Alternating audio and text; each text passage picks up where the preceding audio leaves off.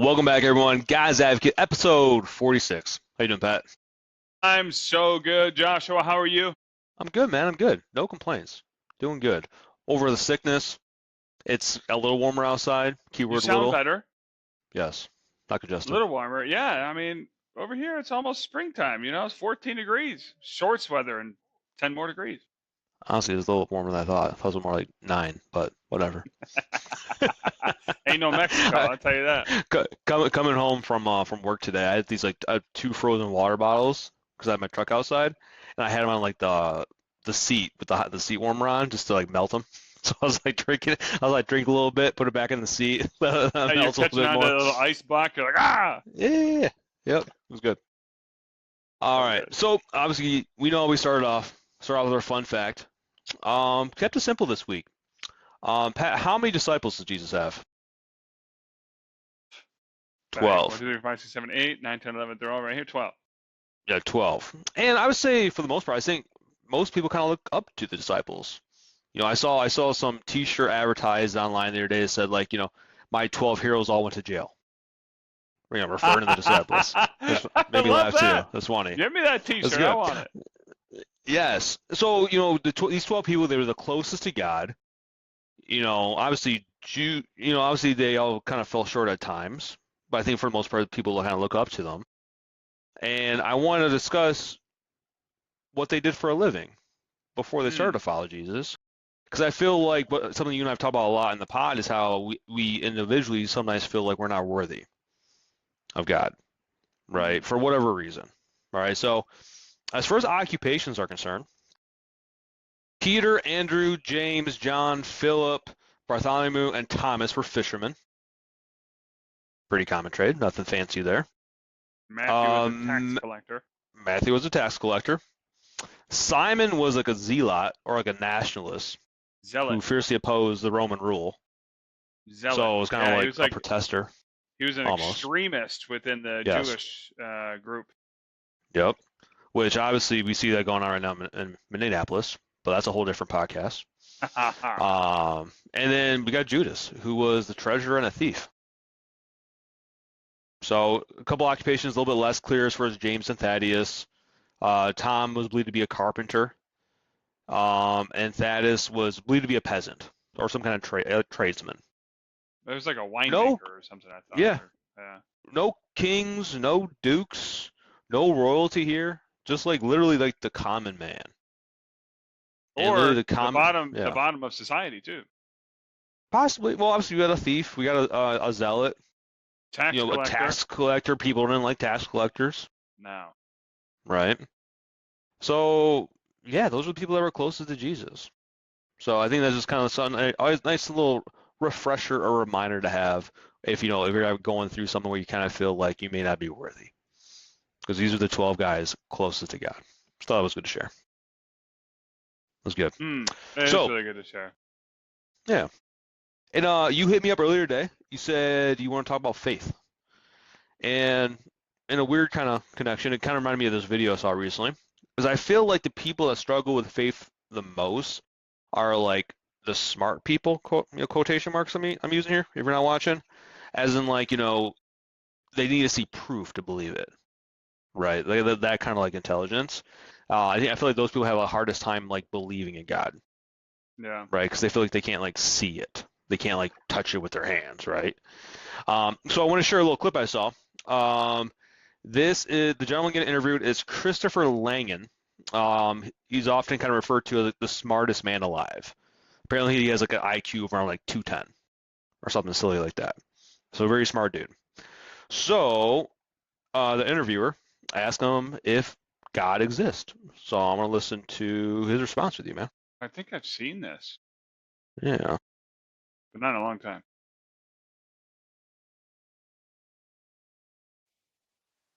All right, I'm gonna hit play. Does God exist? Yes. Simple as Yes. that. The reality has an identity. Okay. The identity is that as which something exists. Okay. Matter of fact, when you say the word reality, you're naming an identity. You're identifying something. This. I'm smiling because your answer on this is so beautiful. It just reminds me of of Moses at the burning bush. And Moses at the burning bush says, "Who shall I tell the people that you are?" Talking to God. And God says, "Tell them I am that I am." That's right. I am identity itself. I'm being That's himself. That's exactly right. That's what the CTMU says. It just comes up with the mathematical structure that you need to build a reality out of that. You see? So you come up with that identity and then you search it for its properties. You see, once you've built the preliminary framework, then you start deducing the properties of this identity, and you find out that those properties match those of God as described in most of the world's major religions. So I love obviously when Michael chimes in there saying like, I am who I am. Like I thought that was like the perfect connection there because the guy mentions the TCMU, which is this some mathematical formula or something another that he's created that he's tied in with like religion. And so in his mind, it basically proves that God exists. So that's always interesting to how like God is just like reality. Oh yeah, man. Even like AI and stuff is like tripping on it. They're like, well, and I think I saw something recently where AI is like, well, we can't prove that he doesn't exist. Yeah. You know what I mean? And that's like a computer that's pulling data from every source of knowledge that we know. Yeah. Saying we can't prove that he doesn't exist. It's like, Yeah, and I saw another interview the other day. It was a man, I believe he was from China. I want to say he came to the U.S. to be like an eye doctor, and he was an atheist. And he was talking about how when he was in school studying the eye, and just like how complex the eye is. Right? Like many things in life, when you look into like the details, it's just absurd how complex it is. And if one little thing is off, you can't see. So like literally this guy, he was talking about how him studying the human eye made him believe in God, and it led him to Christianity. Just because like he was formerly an atheist and was like, there's no way this is just by chance. That this complex eye is just by chance. There has to be some kind of like design. It has to be some form of creator for this to even like make a little bit of sense. I mean, look at a camera lens and then take that at the complexity scale of infinity, and that's like the eyeball. Like reverse flipped upside down and like all of that stuff. And yeah, that's 100% right. I can't explain to you how an eye works, a retina, and like, I have no idea. Maybe I can become a scientist and read a book, right? Somebody would tell me that, but like, it's way more complex than we think.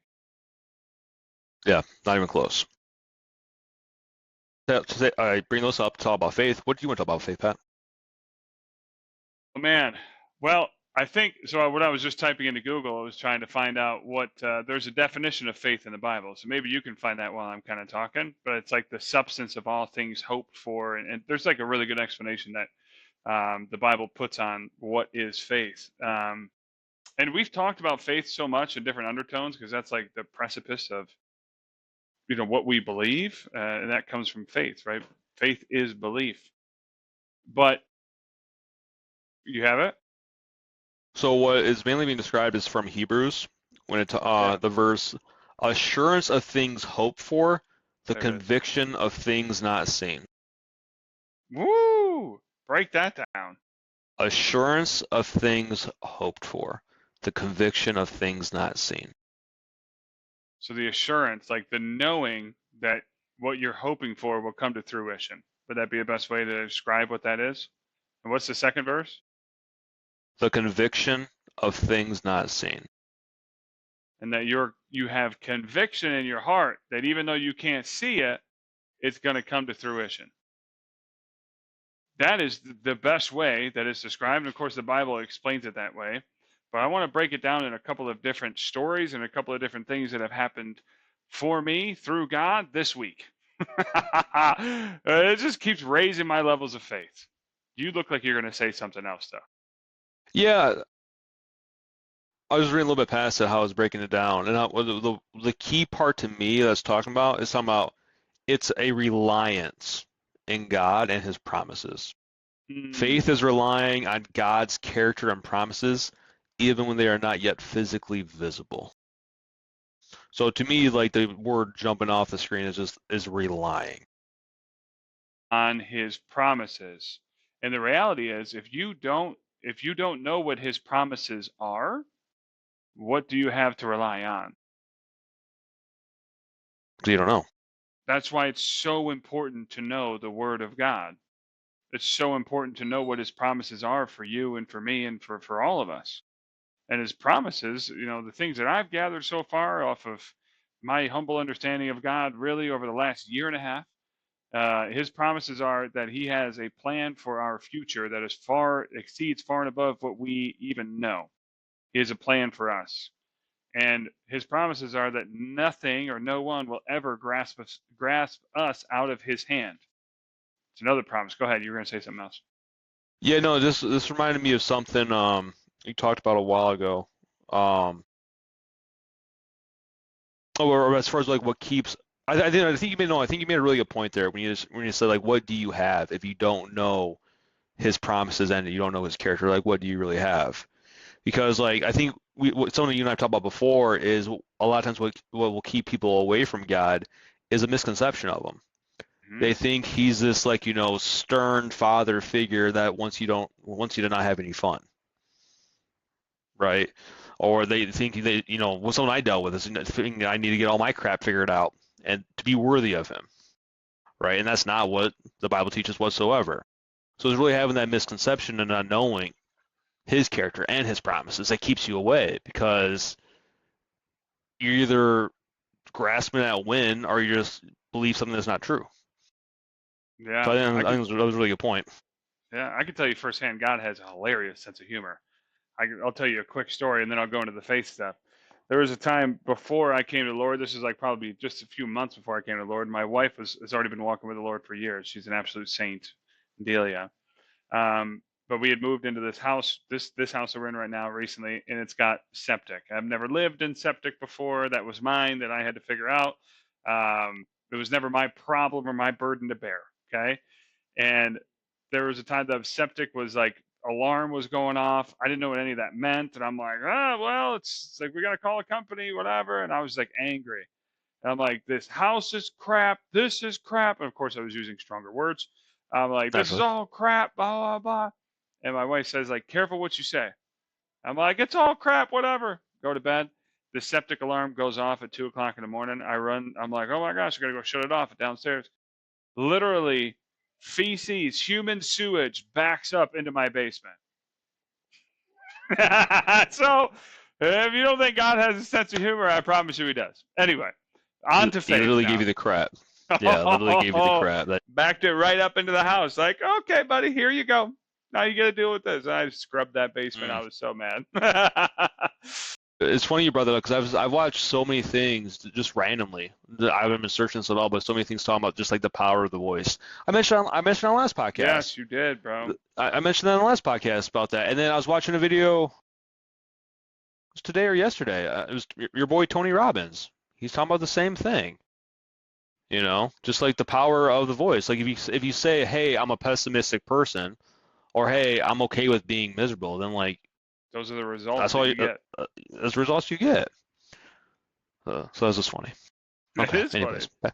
Yeah. But also true. It's like I wasn't praising the Lord for the house that he gave me. He put me in a position to be able to get this house. And instead of blessing him, I was cursing him, right? And cursing myself, my own situation. So anyway, that's a topic for another discussion. But it also ties into faith or the opposite of faith, right? If you don't have the faith, then that's what you're going to get. Those are the results.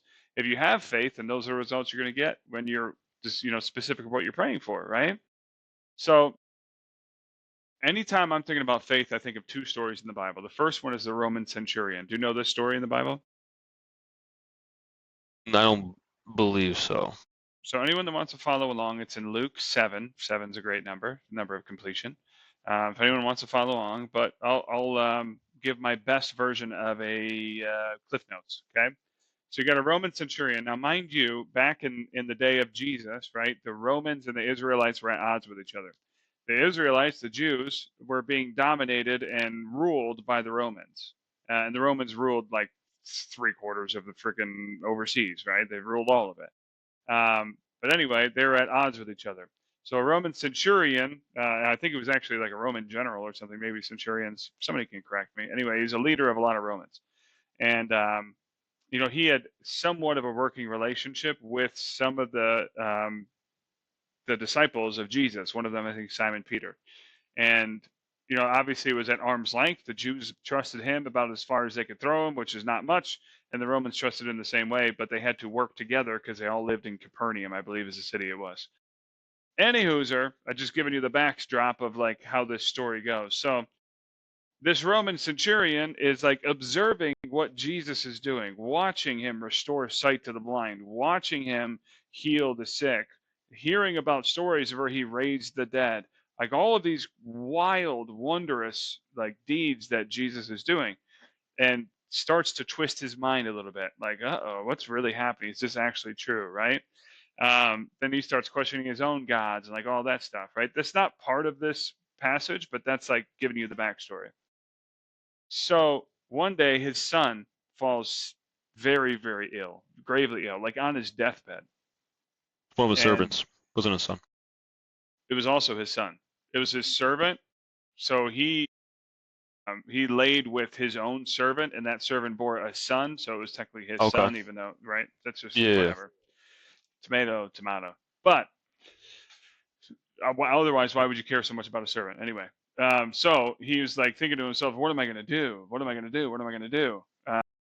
And the only thing he could think of is like, I got to go to Jesus. Jesus can heal him. All of a sudden, he had faith that Jesus could do it. So he knocks on the door, and all of the disciples right here are at a table, and they're sitting with Jesus, and they're eating lunch or breaking bread. And he knocks on the door, and Simon Peter answers, and he's like, "Whoa, bro! Like you ain't like, don't come in here, right? You're about to screw things up." He's like, "No, I need to speak with Jesus." Like, you can't. He's like, "It's about my son," and he's like, "Oh, my son's dying." So he goes to Jesus, and Jesus meets him, and the Roman centurion drops to his knees. Boom. And he's like, "Lord, I know you can heal my son. All you have to do is say the word." And Jesus looks at him. He's like, "Whoa." He's like, "Well, take me to him." He's like, "Lord, I'm not worthy for you to step in my house whatsoever. I've done terrible things. I lead these men. I tell them to do this, and they kill them. I tell them to do that, and they do this. I'm not worthy to have you even touch my sandals, let alone come into my house. But I know that you can heal them with just a word." Jesus turns around and he turns to his own people, his own disciples. He says, "Truly, I have never seen such faith, even in my own people, than this man has, and he's a Roman." He says, "Go home, it is done." And he goes home and it's done. Such faith, right? That's one story. The second story that I hear anytime I'm thinking about faith is the woman that was bleeding like profusely and couldn't stop bleeding. And in the Israelite time, that was like very much shunned and frowned upon because the Old Testament said if you're bleeding, then you're unclean and you have to stay away from a certain amount of days. There was like a bunch of rules around it. So all of society shunned her. Like they wouldn't talk to her because she couldn't stop bleeding. So it's like if you were bleeding, like woman, if she was on her period, like you couldn't be around her for 7 days after she stopped bleeding, right? This woman wouldn't stop bleeding for years. So everyone in society shunned her out. When she heard about Jesus was in town, she goes running into the town. There's a huge crowd of people around Jesus as he's walking through the streets. And she just barely gets her hand. She knows in her mind that if I just touch his garment, I'll be healed. And she lunges forward and touches his garment. Not even touches him, but just touches the garment. And then Jesus stops. He goes, "Power just left me. Like, who touched me? Who did it? Who did it?" She confesses, says, "I'm the one that did it. I'm so sorry." He's like, "Why did you do it?" She's like, "I knew that if I just touched the hem of your garment, the bottom part, I knew if I just touched the hem of your garment, that you would heal me." And Jesus says to her, what does he say? Real quick, she'd been bleeding for 12 years. 12 years, bro. 12 years. Jesus turns to her and says, what does he say? I don't remember. "Because of your faith you are healed." Yeah. Woo! Because of your faith you are healed. Those are the two stories I think of. Then I think of Mark 11:22 through 26, I believe. It's the phrase PBR, or the acronym PBR. Not pass blue ribbon, not professional bull riding, but pray, believe, receive. And Mark goes on to write what Jesus said is like, pray for the things that you want, believe that you will receive them, and you will receive what you've asked for. The believe part is another word for faith. And then you got the faith of a mustard seed. And if you have the faith of a mustard seed, you can tell this mountain, go from here to there, and it will be done. Now, that's an analogy. You can't actually move a mountain. Maybe you could with enough faith, right? I don't have that much faith yet. But the actual mountains are like the mountains in your life, those things that seem immovable, that won't move. Yeah. Things in your life that just won't move, whether it's finances, whether it's a relationship, whether it's like depression, anxiety, fear, doubt, those mountains that won't move in your life. Enough faith, and you tell that mountain move, it's gonna move. Fact. Now, I'll tell you a quick story. This is like personal life, how it relates. I have a friend that I work with, and her and I have been talking more and more about the Lord, and she's seeking him more and more every day. And we do this thing where, we'll believe that the Lord's going to speak to us through his word, shut the Bible, randomly open it up. We did it on an episode here at one point in time. And when you believe that the Lord's going to speak to you through his word, he's going to do it, right? She opens it up. After I told her the story about the Roman centurion, the same story I just told you, I told her that story first. I talked to her about faith, and I said, okay, now have that faith, that type of faith, touching the hem of the garment, or believing that your son would be healed with just a word. Have that type of faith, then open the book and ask the Lord to show you, right? She goes, okay, boom, opens it up, hits Luke 6:43. She's reading it to me. And it's like, for out of the abundance of the heart, the mouth speaks. We had a great conversation about that. And I just look a little bit further and I see Luke 7 on the same page. I'm like, wow, this is the Roman centurion. She's like, Pat, stop. She's like, you just told that story. I'm like, I know, it's crazy. That's faith. Awesome. That's faith. Oh my gosh, you want to talk about goosebumps? And it was nuts.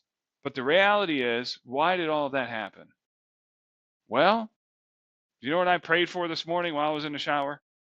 I don't, Pat. I was not in the shower with you. Thank God. But I prayed for her. I was like, Holy Spirit, use me in spite of me. Work through me in spite of me to do the Father's will. Don't let me get in the way. Please, Holy Spirit, use me in spite of me. Allow me to do what the Father's will is for me today. Reveal that to me throughout my day, and just show me how I can help others and how they can be brought to you in a closer sense. That's all I want today. Just help me help others and work through you. You work through me however you want to. Yeah. This is what happened. That was the result today. It was absolutely incredible. So, That's cool. I share that because it doesn't matter what you're going through. We're all going through something at any given point. Some days are better than others. Some days are worse than others. But God is easy to praise and easy to have faith in when the things are going great. Yep. It's easy. And that's what I always think about with the podcast too. Like, we share these stories, these facts from the Bible and whatnot. I always try and think like, okay, how can we relate this and use this in our everyday lives, right? And I've found a few other verses earlier too to kind of relate to everything we just talked about, like Hebrews 11:6. And without faith, it is impossible to please him. For he who comes to God must believe that he is, and that he is a rewarder of those who seek him. Seek him and will be rewarded. That's so yeah, good. and that's how we started the podcast off. Like, he's not this stern father figure. He does want the best for us. He wants us to live amazing lives. That's right? one of his promises, just so you know. That's one of his promises. A promise. He is a rewarder of those who seek him. And we got Proverbs 3:5-6. Trust in the Lord with all your heart, and do not lean on your own understanding. In all your ways acknowledge him, and he will make straight your paths. I love that verse. There's more. You want to know more promises? Seek and you will find. Knock and the door will be open to you. Ask and you shall receive. Whatever you ask in my name, as long as it's aligned with the will of the Father, it will be given unto you. That's Jesus. Red letters. That's Jesus. It is. Whenever I do read the Bible, I always like the red letters. It's like, oh, it's Jesus talking to me. I get a little more excited. It's so good. But Yeah, yeah, that's you great got to about know your word. You got to know the promises of God, and you know, there's also another verse. Maybe you can look this up, but it says faith comes by hearing, hearing the word, every word out of the mouth of God, or something like that. Which is also why our testimonies that we share with other people are so powerful and so moving for certain people, because faith comes by hearing, So hearing faith what comes God from is doing. hearing, and hearing through the word of Christ. It's Romans 10. Highlighting the hearing the gospel is the foundation for developing saving faith, emphasizing the necessity of preaching as faith is generated when people hear the message of Christ. There you go. Wow, I There we couldn't have go. said it better myself. We gotta think AI for that one. See, AI is starting to get to know the Lord. We're gonna have to bring AI to a full understanding. Yes. Yes. I All have right, one guys. too. I have one too. Here he is. Yeah. Now he's running away. Okay. All right, everyone. That was episode 46. Please like, subscribe. We're getting to the feedback after it. Anything else you want to add, Pat? God bless you, and may God raise your levels of faith to a full understanding. Amen to that. Take care, Amen. everyone. Bye-bye.